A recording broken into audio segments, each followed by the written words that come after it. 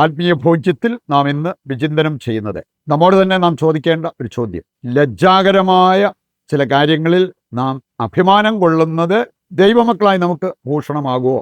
ആകില്ല എന്നുള്ളത് ദൈവവചനം കൃത്യമായിട്ട് നമ്മെ ഓർമ്മിപ്പിക്കുന്ന ഒരു കാര്യമാണ്. ഫിലിപ്പിയർ 3-ാം അധ്യായം 19-ാമത്തെ വചനം എടുക്കുമ്പോൾ അവിടെ പറയപ്പെട്ടിരിക്കുന്ന ഒരു കാര്യമുണ്ട്: ലജ്ജാകരമായവയിൽ അവർ അഭിമാനം കൊള്ളുന്നു. ലജ്ജിക്കേണ്ടതായ ചില കാര്യങ്ങൾ, അതിലൊരിക്കലും നമ്മൾ അഭിമാനം കൊള്ളരുത് എന്നുള്ളതാണ് ഈ വചനഭാഗം നമുക്ക് തരുന്ന ഒരു സന്ദേശം. ഇതിൻ്റെ സംഭവങ്ങൾ ഞാൻ ഓർക്കുകയാണ്. ഒന്ന്, ഒരു ബീറോടെ വിളിച്ചു പറഞ്ഞ ഒരു മുദ്രാവാക്യം: സഖാവേ, നിന്നോട് ചെയ്തത് മരിച്ചാലും ഞങ്ങൾ മറക്കില്ല. അവനോട് ചെയ്ത ഒരു ദ്രോഹം, വേണമെങ്കിൽ സമൂഹം അവനെ രക്തസാക്ഷിയായതാണ്. നിന്നോട് ചെയ്ത ഈ കാര്യം മരിച്ചാലും ഞങ്ങൾ മറക്കത്തില്ല. ഇന്ന് ദൈവമക്കളും പ്രതികാരദാഹികളായിട്ട് മാറുന്നതിൽ അഭിമാനം കൊള്ളുന്നത്, പ്രതികാരം ചെയ്തതിൽ അഭിമാനം കൊള്ളുന്ന വ്യക്തികളെ ഒരുപക്ഷെ നമ്മൾ കണ്ടെന്ന് വരും. ദൈവവചനം നമ്മളെ പഠിപ്പിക്കുന്ന ഒരു കാര്യം മത്തായിയുടെ സുവിശേഷം 5-ാം അധ്യായം 43 മുതൽ വായിക്കുമ്പോൾ അവിടെ നമുക്ക് കാണാൻ പറ്റും: നിന്നെ സ്നേഹിക്കുന്നവരെ തിരിച്ച് സ്നേഹിക്കുന്നതിൽ എന്ത് കാര്യം? അത് ചുങ്കക്കാരും പാപികളും ചെയ്യുന്നതല്ലേ? നീ ഒരു ക്രിസ്ത്യാനിയാകാൻ നീ ചെയ്യേണ്ട കാര്യം ഇതാണ്: നീ നിന്നെ ദ്രോഹിച്ചവരെ സ്നേഹിക്കുകയും അവർക്ക് വേണ്ടി പ്രാർത്ഥിക്കുകയും ചെയ്യുക. ശത്രുക്കളെ പോലും സ്നേഹിക്കണം, അവർക്ക് വേണ്ടി പ്രാർത്ഥിക്കണം. ഇതത്ര എളുപ്പമുള്ള ഒരു കാര്യമല്ല, പക്ഷെ കർത്താവിൻ്റെ വചനം ആവശ്യപ്പെടുന്ന ഒരു കാര്യമാണ് ദൈവമക്കളിൽ നിന്ന്. അതുകൊണ്ട് ഈ പ്രതികാരദാഹികളായിട്ട് മാറി, അല്ലെങ്കിൽ പ്രതികാരം വീട്ടാൻ സാധിച്ചത്, അത് അഭിമാനത്തോടെ പറയുന്നത് ദൈവമക്കൾക്ക് ഭൂഷണമല്ല എന്നുള്ളത് നാം മനസ്സിലാക്കണം. മറ്റൊരു കാര്യം ഞാൻ ഓർക്കുകയാണ്.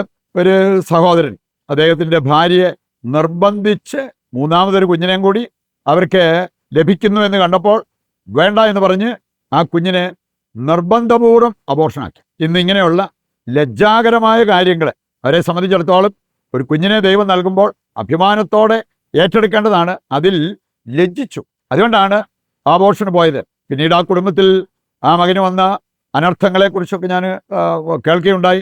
സങ്കീർത്തനം 127 3-ാമത്തെ വചനം പറയുന്നതോ: ഉദരഫലം ദൈവത്തിൻ്റെ സമ്മാനമാണ്. ആ സമ്മാനം സ്വീകരിക്കാൻ നമ്മൾ ലജ്ജിക്കുകയാണോ ചെയ്യേണ്ടത്?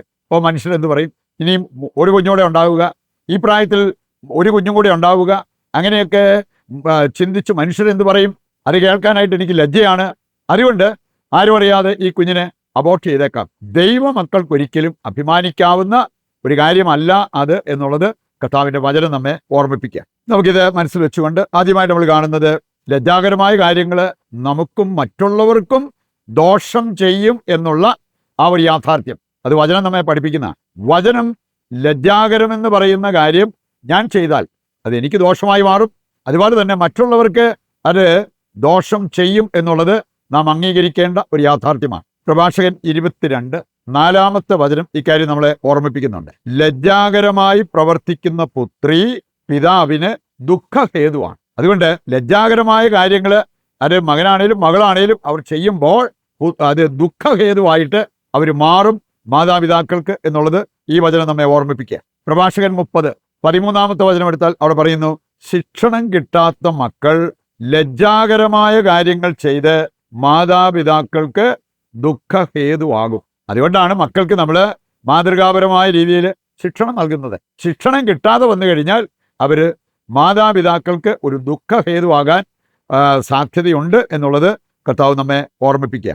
നമുക്കിത് മനസ്സിൽ വെച്ചുകൊണ്ട് ക്രിസ്ത്യാനികൾ ചെയ്യാൻ ലജ്ജിക്കേണ്ടതായ ചില കാര്യങ്ങളെക്കുറിച്ച് ദൈവവചനം നമ്മെ ഓർമ്മിപ്പിക്കുന്നുണ്ട്. ഈ കാര്യങ്ങൾ ചെയ്യാൻ നാം ലജ്ജിക്കണം എന്നുള്ളത് കർത്താവിൻ്റെ വചനം നമ്മെ ഓർമ്മിപ്പിക്കുന്ന കാര്യമാണ്. ഒന്നാമത്തെ കാര്യം, വിഗ്രഹാരാധന നടത്താൻ ദൈവമക്കൾ ലജ്ജിക്കണം. അതേത് കാര്യത്തിൻ്റെ പേരിലാണേലും, ഏത് നേട്ടത്തിന് വേണ്ടിയാണെന്ന് പറഞ്ഞാലും വിഗ്രഹാരാധന ചെയ്യാൻ ദൈവമക്കൾ ലജ്ജിക്കണം. വിശ്വാസം ബലി കഴിച്ചുകൊണ്ട് എന്തെങ്കിലും കാര്യം നടക്കാൻ വേണ്ടി ആ വഴിക്ക് പോകുന്നതിനേക്കാൾ എത്രയോ മഹനീയമായൊരു കാര്യമാണ് വിശ്വാസം നിലനിർത്താൻ വേണ്ടി എന്ത് ത്യാഗമനുഷ്ഠിക്കാനും നഷ്ടം ഏറ്റെടുക്കാനും നമ്മൾ തയ്യാറാകുന്നത്.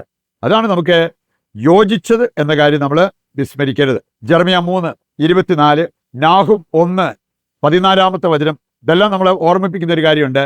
വിഗ്രഹാരാധന എന്ന് പറഞ്ഞാൽ നികൃഷ്ടമായ ഒരു പ്രവൃത്തിയാണ്. നമ്മെ നികൃഷ്ടരാക്കുന്ന കാര്യമാണ് വിഗ്രഹാരാധന. മറ്റൊന്ന്, പരസംഗത്തിലൂടെ ഗർഭിണിയാകാൻ നാം ലജ്ജിക്കണം എന്നാണ് ദൈവവചനം നമ്മെ ഓർമ്മിപ്പിക്കുക. ഹോസിയയുടെ പുസ്തകം 2-ാം അധ്യായത്തിൻ്റെ 5-ാമത്തെ വചനം, പ്രഭാഷകൻ 23:7 25-ാമത്തെ വചനം അവിടെ പറഞ്ഞിരിക്കുന്നത്, അങ്ങനെ ഒരു കുഞ്ഞുണ്ടായാൽ അതിൻ്റെ വേര് പോലും പിടിക്കത്തില്ല. അവർക്ക് ഒരു നല്ല ഭാവി പ്രതീക്ഷിക്കാൻ വകയില്ല എന്നുള്ളത് കർത്താവിൻ്റെ വചനം നമ്മെ ഓർമ്മിപ്പിക്കുന്നു. അടുത്തത്, സ്വവർഗരതിക്ക് നാം ലജ്ജിക്കണം എന്നുള്ളത് കർത്താവിൻ്റെ വചനം നമ്മെ ഓർമ്മിപ്പിക്കുന്നുണ്ട്. സ്വയംഭോഗം, സ്വവർഗഭോഗം, ഇങ്ങനെയുള്ള കാര്യങ്ങളൊക്കെ വളരെ കോമൺ ആയിട്ട് മാറിയിരിക്കുന്ന കാര്യങ്ങളാണ്.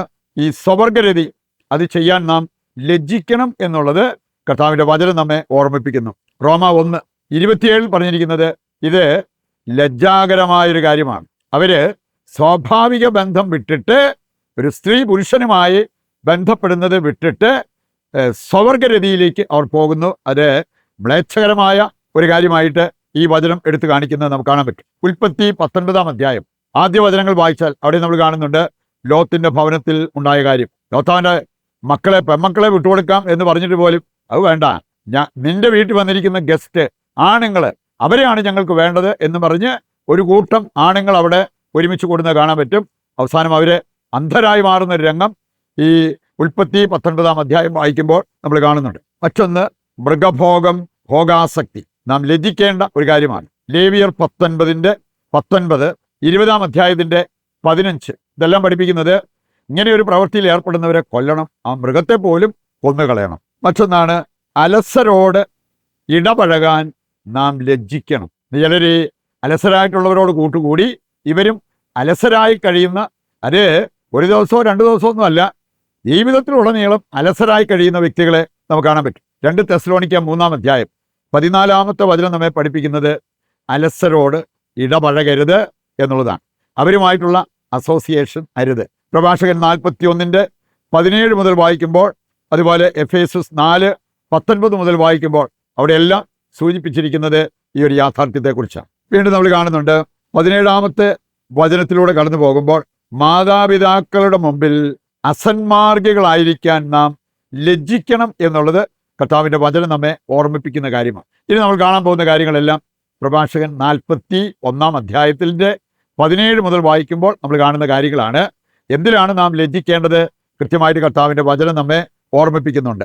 ഒന്ന്, നമ്മൾ കണ്ടു മാതാപിതാക്കളുടെ മുമ്പിൽ അസന്മാർഗിയായിരിക്കാൻ. മറ്റൊന്ന്, സ്വന്തം സ്ഥലത്തു നിന്നോ വീട്ടിൽ നിന്നോ മോഷ്ടിക്കുന്ന കാര്യം നാം ലജ്ജിക്കേണ്ട ഒരു കാര്യമാണ്. ഭക്ഷണാവസരങ്ങളിൽ സ്വാർത്ഥ താല്പര്യം കാണിക്കുന്നത് ലജ്ജാകരമായ കാര്യമാണ്. ക്രയവിക്രയങ്ങളിൽ കാപഠ്യം കാണിക്കുന്നത് അത് ലജ്ജാകരമായ കാര്യമാണ്. ഒരാൾ നമ്മളെ അഭിവാദനം ചെയ്യുമ്പോൾ പ്രത്യഭിവാദനം ചെയ്യാതിരിക്കുന്നത്, വേണേ ഗുഡ് മോർണിംഗ് പറഞ്ഞിട്ട് തിരിച്ചു പറയാതിരിക്കുന്നത്, അത് ലജ്ജാകരമായ കാര്യമാണ്. അന്യന്റെ ഭാര്യയെ ദുർമോഹത്തോടെ നോക്കുന്നത് ലജ്ജാകരമായ കാര്യമാണ്. ദാസിയുമായി ബന്ധപ്പെടുന്നത്, പണിക്കാരായിരിക്കും വീട്ടിലുള്ള പണിക്കാര്, അവരുമായി ബന്ധപ്പെടുന്നത് ലജ്ജാകരമായ കാര്യമാണ്. വഷളായ സംസാരത്തിൽ ഏർപ്പെടുന്നതിൽ നാം ലജ്ജിക്കണം. പരദൂഷണം പറയാൻ നാം ലജ്ജിക്കണം. രഹസ്യം പരസ്യമാക്കാൻ നാം ലജ്ജിക്കണം. ഇതെല്ലാം ദൈവവചനം നമ്മെ ഓർമ്മിപ്പിക്കുന്ന കാര്യമാണ്.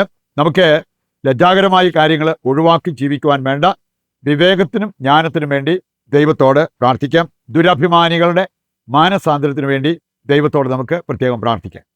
അനുഗ്രഹപ്രദമായ ഒരു നോമ്പുകാലം കൂടി ഞങ്ങൾക്ക് നൽകിയ നല്ല ദൈവമേ, ഞങ്ങളങ്ങേ ആരാധിക്കുകയും സ്തുതിക്കുകയും ചെയ്യുന്നു.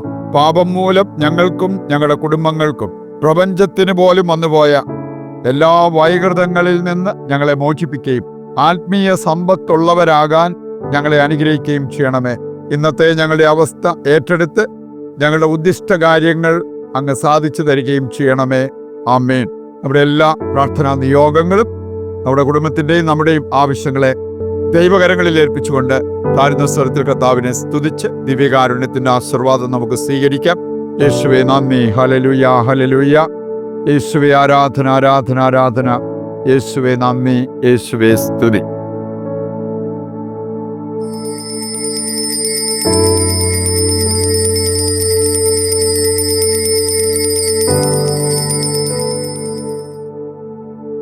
പരിശുദ്ധ പരമ ദിവ്യകാരുണ്യത്തിന് എന്നേരവും ആരാധനയും സ്തുതിയും പുകഴ്ചയും ഉണ്ടായിരിക്കട്ടെ. ഈശോമിശിഹായ്ക്ക് സ്തുതിയായിരിക്കട്ടെ. ദൈവം അനുഗ്രഹിക്കുന്നെങ്കിൽ മറ്റൊരു എപ്പിസോഡുമായി നാളെ വീണ്ടും നമ്മൾ ഒന്നിക്കും. ദൈവം നിങ്ങളെ സമൃദ്ധമായി അനുഗ്രഹിക്കട്ടെ.